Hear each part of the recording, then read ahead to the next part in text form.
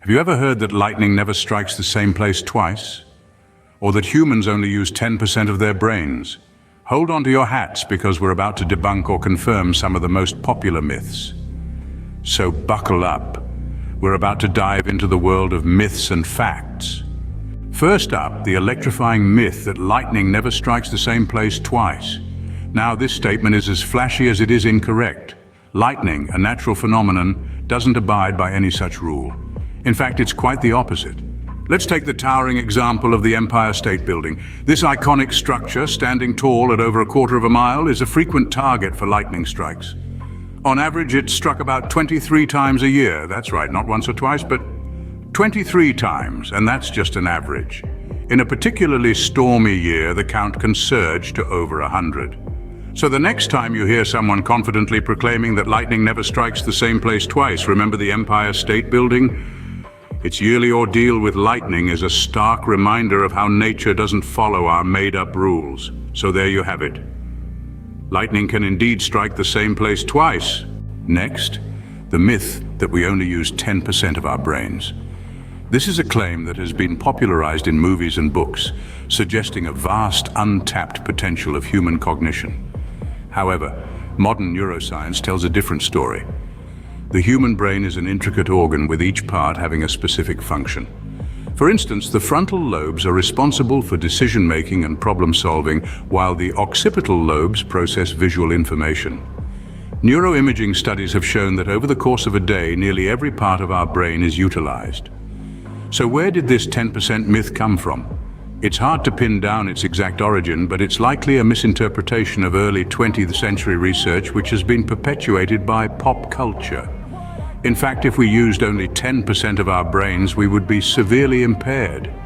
Each part of our brain contributes to the complex symphony of thoughts, feelings, and actions that define our daily experiences. So, rest assured, you're using much more than just 10% of your brain. Now let's tackle the sweet myth that sugar makes children hyperactive. This belief has been around for decades, with parents and teachers alike blaming sugar for bouts of restlessness and unruly behavior in children. But is there truth to this claim? The answer, according to numerous scientific studies, is a resounding no. Research has consistently shown that sugar does not cause hyperactivity. A notable study published in the Journal of the American Medical Association, which analyzed the behavior of children consuming varying amounts of sugar, found no difference in their levels of activity or attention.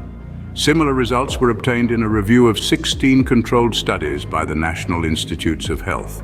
So despite the long-standing myth, sugar and hyperactivity are not linked. However, it's important to remember that while sugar may not turn your child into a whirlwind of energy, it's still crucial to limit their intake for overall health. So sugar isn't the culprit behind your child's hyperactivity, but moderation is still key. Moving on, the myth that humans only have 5 senses. This is one we've all heard, right? Sight, hearing, taste, smell, and touch. These are the traditional 5 we're taught in school. But hold on to your hats, because here's the truth. Humans have more than just these 5 senses. Let's start with balance. It's not just about standing upright. Your sense of balance, or equilibrioception, is controlled by the vestibular system in your inner ear, which tells your brain about changes in your head position and movement. Next, we have our sense of temperature, or thermoception. It's what allows us to tell if something is hot or cold without touching it. And then there's pain, or nociception. This sense alerts us to potential harm. It's how we know to pull our hand away from a hot stove or to avoid stepping on a sharp object.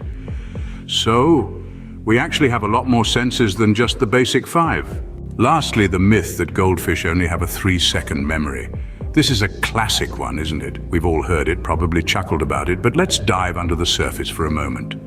This notion is not only false, but it drastically underestimates the mental capabilities of these vibrant little swimmers. Recent scientific studies have revealed quite the opposite. Goldfish, it turns out, have a memory span that's rather impressive for their size. They can remember things for up to 5 months. That's right, 5 months, not 3 seconds. Some of these studies involved teaching goldfish to press a lever for food.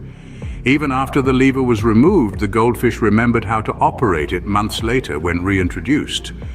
So next time you glance at your goldfish swimming around in its bowl, remember it's not as forgetful as you might think. It's learned, remembered, and adapted to its environment.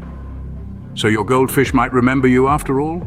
And there we have it, 5 popular myths debunked.